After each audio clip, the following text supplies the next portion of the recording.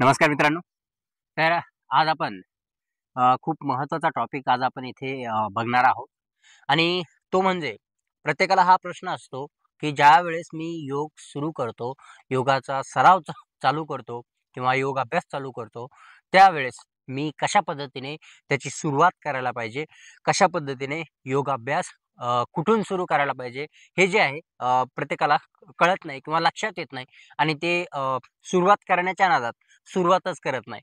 म्हणजे कुठून सुरुवात करावी जर कळालं नाही, तर आपण सुरुवात करण्यासाठी बहुधा उशीर करतो किंवा करतच नाही. तर याचा सोल्युशन जे आहे आज आपण या व्हिडिओमध्ये बघणार आहोत. कशाप्रकारे तुम्ही योग अभ्यास सुरू करू शकता आणि आपल्या डेली रूटीनमध्ये तुम्ही याला ॲड करू शकता आणि डेली रूटीनमध्ये ॲड केल्यामुळे तुमच्या हेल्थवरती कशाप्रकारे याचा पॉझिटिव्ह इम्पॅक्ट जो आहे तुमच्या आयुष्यावर पडतो, ते आपण सगळं यामध्ये एक्सप्लेन करणार आहोत. तर नमस्कार मित्रांनो, मी राजू भाकड, योगा टीचर. तर आज मी तुम्हाला सगळं याविषयी एक्सप्लेन करणार आहे. तर चला व्हिडिओला सुरुवात करूया. तत्पूर्वी जर आपण या चॅनलवरती पहिल्यांदा आला असाल, तर चॅनलला सबस्क्राईब करून घ्या आणि हो, जर तुमचं काही डाऊट असेल, काही प्रश्न असतील, तर कमेंट करून नक्की कळवा. तर मित्रांनो, सगळ्यात अगोदर म्हणजे आपल्याला योगाभ्यास चालू करायचा आहे, पण कुठून चालू करावं हे कळत नाहीये. तर सगळ्यात महत्त्वाचं म्हणजे की आता समजा तुम्ही जिममध्ये जाता किंवा कोणताही वर्कआउट करता, त्यावेळेस सगळ्यात महत्त्वाचं तुम्हाला असतं तुमच्या अ, स्नायू जे असतात, स्नायूंना जे आहे मोकळं करणं, शिथिलता आणणं त्यामध्ये. ठीक आहे. तर आता ही वॉर्मअप ज्याला आपण म्हणू सिंपल, जसं आपण रेग्युलर शब्द वापरतो त्यासाठी वॉर्मअप. तर वॉर्मअप पासून सुरुवात करायला पाहिजे आणि वॉर्मअप कोणकोणते आहेत ते सुद्धा आपण या व्हिडिओमध्ये डिटेलमध्ये बघणार आहोत. तर मित्रांनो, हा व्हिडिओ थोडासा मोठा होईल, पण तुमच्या माहितीचा होईल आणि तुम्हाला फायदा जो आहे या व्हिडिओमधून मिळणार आहे. तर मित्रांनो, सगळ्यात अगोदर म्हणजे तुम्हाला बसून वॉर्मअप केला तरी चालेल, स्टँडिंग मध्ये केला तरी चालेल. तर मी तुम्हाला बसून सांगतो, सिंपल आहे, सुरुवात करण्यासाठी आरामदायक आहे. म्हणजे एकदमच जास्त लोड नाहीये आणि एकदमच पूर्ण असा हे नाहीये की झोप येईल म्हणून. ठीक आहे.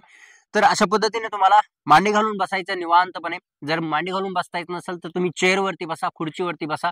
खुर्चीवर बसून सुद्धा हा व्यायाम तुम्हाला करता येईल. आता याच्यामध्ये तुम्हाला काय करायचंय, मांडी घातल्यानंतर सगळ्यात अगोदर आपल्याला वरच्या भागापासून सुरुवात करायची आणि त्यानंतर आपण खाली हळूहळू जाऊया. ठीक आहे. तर सगळ्यात अगोदर आपल्याला जे आहे यामध्ये डोळ्यांचा व्यायाम करूया. म्हणजे डोळ्यांचा व्यायाम केल्यानंतर तुम्हाला कळेल की कशा पद्धतीने तुम्ही जे आहे डोळ्यांना हेल्दी ठेवू शकता, निरोगी ठेवू शकता. आता आजकाल जो आहे आपण मोबाईल जास्त वापरतो, टीव्ही जास्त पाहतो.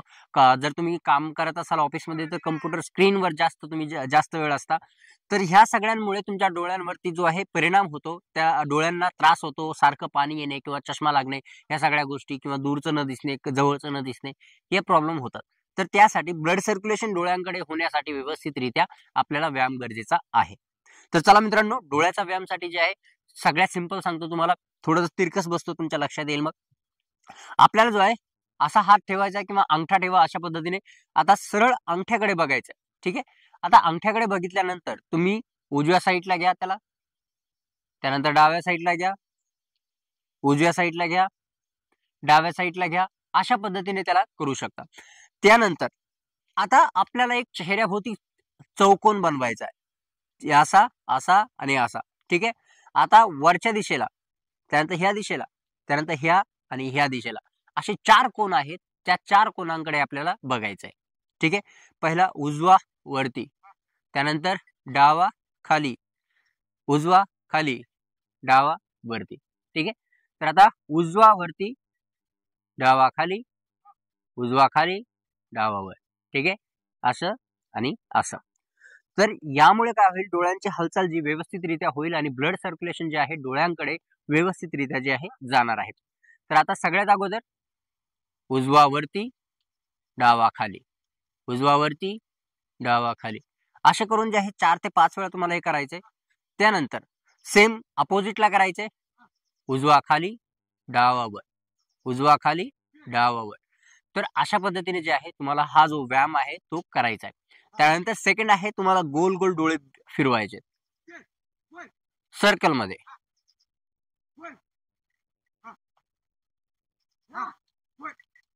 त्यानंतर रिव्हर्स मध्ये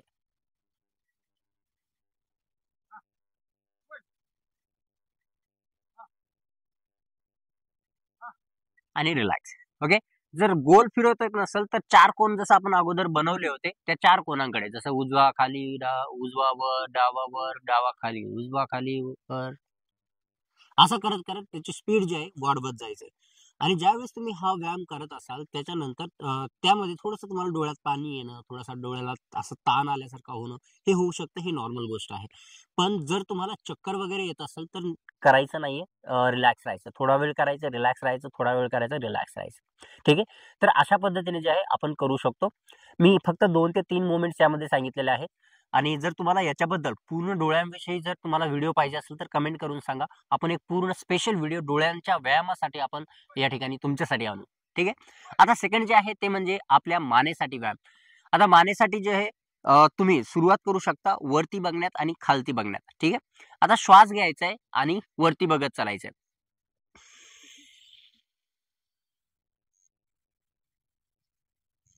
श्वास सोडायचा आहे.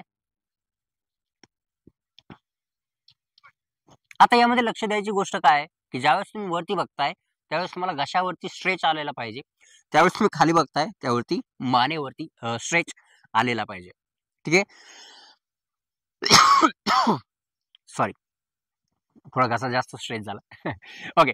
तर आता वरती बघितल्यानंतर आपल्या घशाच्या ह्या बाजूला तुम्हाला स्ट्रेच जाणवेल आणि याचा फायदा तुम्हाला जे आहे घशामध्ये होऊ शकतो, जसं कफ वगैरे असेल किंवा घशाला त्रास होत असेल किंवा जसं आपण घशामध्ये भरपूर वेळा काय होतं, आपण मोबाईल बघताना असं बघतो तर ह्या भागाचा स्ट्रेच जो आहे ह्या भागाची मुवमेंट खूप कमी वेळा होते.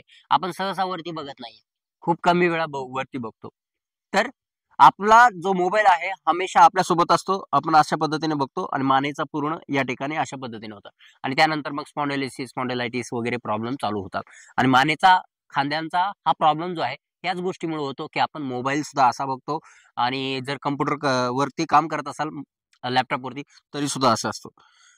तर जेव्हा तुम्ही कम्प्युटरवरती किंवा तुमच्या मोबाईलवरती काम करत असाल शक्यतो अशा पद्धतीने काम करा जेणेकरून मानेला त्रास होणार नाही. हा थोडासा विचित्र वाटेल थोडा वेळ, पण तुमच्या मानेच्या हिशोबाने तर हे व्यवस्थित आहे. ठीक आहे.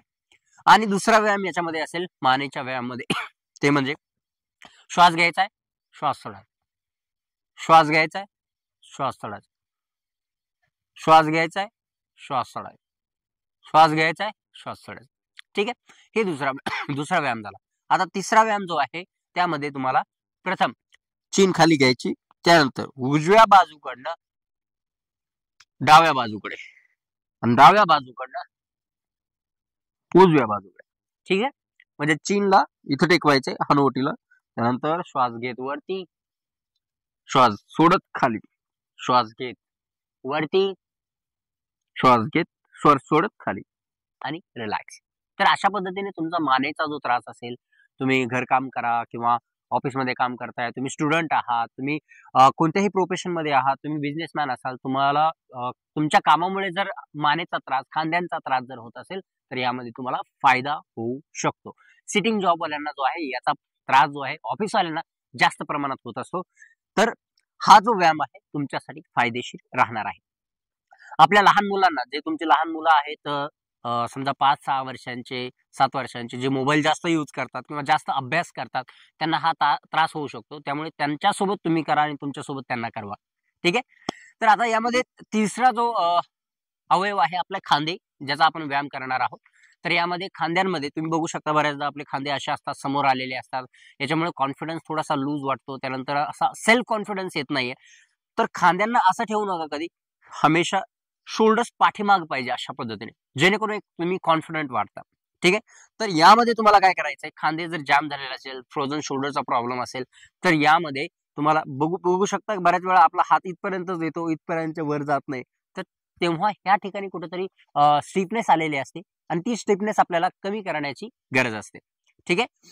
आता आपल्या हातांची बोटे खांद्यांवरती ठेवायची. खांद्यांवरती ठेवल्यानंतर इथे या ठिकाणी श्वास घ्यायचा आहे, श्वास सोडायचा आहे, खाली यायचा आहे, श्वास घ्यायचा आहे, श्वास सोडायचा आहे, श्वास घ्यायचा आहे, श्वास सोडायचा आहे. ठीक आहे. अशा पद्धतीने जे आहे आपल्याला सुरू करायचं आणि ह्या ठिकाणी हे श्वास सोडला.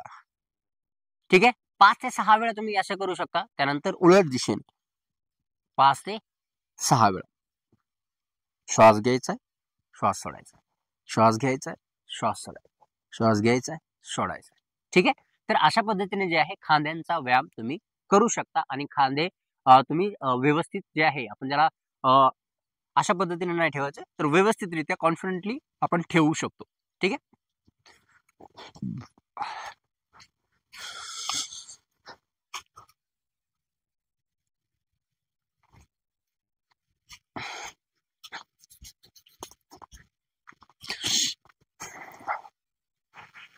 आता खांद्यांच्या नंतर आपल्याला इथे एल्बो, रिस्ट, आपल्या हातांची बोटे. तर आता काय लेडीज घरकाम करत असतील, भांडे वगैरे घासत असतील, तर त्यांना रिस्टचा प्रॉब्लेम जास्त असतो. ज्या भांडे वगैरे घासतात त्यांना रिस्टचा प्रॉब्लेम जास्त राहतो. त्यानंतर जे कम्प्युटरवरती काम करतात, लॅपटॉपवरती काम करतात, त्यांना टायपिंग वगैरे करायची असते, त्यावेळेस त्यांना रिस्टचा प्रॉब्लेम असतो. त्यानंतर जे ऑफिसमध्ये काम करतात त्यांना रिस्टचा प्रॉब्लेम जास्त राहतो. लिखाण वगैरे असेल, रिस्ट वगैरेचा प्रॉब्लेम जास्त होतो. एल्बोचा प्रॉब्लेम जास्त होतो. तर त्यासाठी जे आहे आता एल्बोसाठी जर बघितलं तर एल्बोची मुवमेंटसाठी आपण अशा पद्धतीने हात ठेवायचे. अशा पद्धतीने हात ठेवल्यानंतर श्वास सोडायचा, या श्वास घ्यायचा, श्वास सोडायचा, श्वास घ्यायचा, श्वास सोडायचा, श्वास घ्यायचा, श्वास सोडायचा, श्वास घ्यायचा, श्वास सोडायचा. आता ही सिंपल मुवमेंट वाटते, पण याचा फायदा खूप जास्त आहे. त्यामुळे हे सुद्धा तुम्ही रेग्युलर डेली रुटीन मध्ये तुम्ही ऍड करू शकता. ठीक आहे. यानंतर मित्रांनो आपल्या रिस्टसाठी आता आपलं जे मनगट आहे, मनगटाला जर त्रास असेल, स्टिफनेस असेल, भांडे तुम्ही घासत असाल, कम्प्युटरवरती काम करत असाल, तुम्ही स्टुडंट असाल, लिखाण करत असाल, तर त्याच्यासाठी तुम्हाला रिस्टचा जास्त उपयोग होतो. तर त्यासाठी तुम्ही रिस्ट हेल्दी ठेवण्यासाठी अशा प्रकारे हात ठेवा. त्यानंतर अंगुठे आतमध्ये घ्यायचे, 4 बोटे वरतून, आणि त्यानंतर पूर्ण राऊंड मध्ये घ्यायचं याला अशा पद्धतीने. ठीक आहे. तर राऊंड मध्ये घेतल्यानंतर फायदा जास्त होईल. श्वास कंटिन्यू ठेवायचा, श्वास थांबवायचा नाही. अशा पद्धतीने देन रिव्हर्स घ्यायचं, हे बघू शकता. ठीक आहे. आता प्रश्न राहिला बोटांचा. तर आता बोटांच्या एक्सरसाइजेस साठी आपल्याला हात समोर, नंतर श्वास घ्यायचा, इथं श्वास सोडायचा, अंगठा आतमध्ये घेतला तरी चालेल. स्ट्रेच करायचे बोट, जेवढं स्ट्रेच करता येईल तेवढं, देन रिलॅक्स. मूड बांधायचे. येस.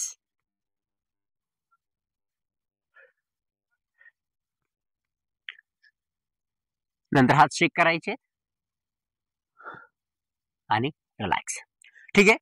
तर आता आपण यामध्ये बघितलं की कशा पद्धतीने तुम्ही व्यायाम करू शकता, रेसचा, खांद्यांचा, एल्बोचा, अशा पद्धतीने हातांच्या कोपऱ्यांचा. तर यामुळे तुम्ही बघू शकता पहिल्या आठवड्यातच, पहिल्या आठवड्या म्हणण्यापेक्षा मी पहिल्या 3 ते 4 दिवसातच तुम्हाला जे आहे याचा फरक जाणवेल की तुम्ही रोजचं काम ज्या पद्धतीने करताय आणि हा व्यायाम केल्यानंतर तुम्हाला त्याच्यामध्ये कशा प्रकारे फायदा होतोय. जर तुम्ही रिस्ट रोटेशन करताय, तुम्ही ऑफिसमध्ये काम करत असाल, रोजच्या पेक्षा तुम्ही टायपिंग वगैरे चांगल्या प्रकारे फ्रेश मध्ये करू शकता आणि व्यवस्थित काम करू शकता. रिस्टचा पेन जो आहे, त्रास जो आहे, तुम्हाला डिस्टर्ब करणार नाही आणि रेग्युलर मध्ये तुम्ही आरामशीर काम करू शकता. त्यामुळे ह्या गोष्टींचा फायदा होऊ शकतो. यानंतर मित्रांनो आपल्याला पायांचा व्यायाम आहे, त्यानंतर कमरेचा सुद्धा आहे. तर कमरेचा व्यायामसाठी जे आहे आपण बघणार आहोत की अशा पद्धतीने बसायचे. आपण बसून व्यायाम करण्याचा जे ठरवलं आहे तर ते अशा पद्धतीने. ठीक आहे.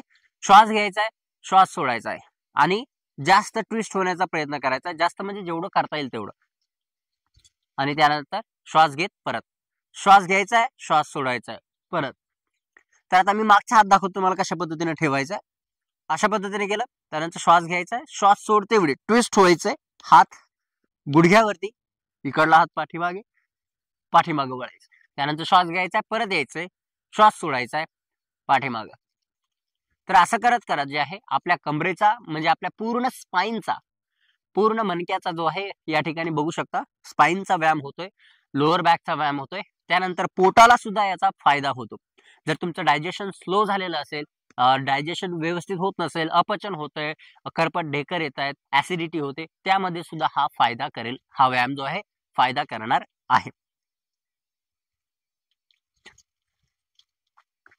4 ते 5 वेळा एका साईडला केल्यानंतर आपण या ठिकाणी यानंतरचा जो व्यायाम आहे तो सुद्धा तुम्ही कमरेसाठी करू शकता जर तुम्हाला वाटलं तर. या ठिकाणी मी तुम्हाला फक्त एक दाखवतो की हात वर करायचे आणि खाली करायची.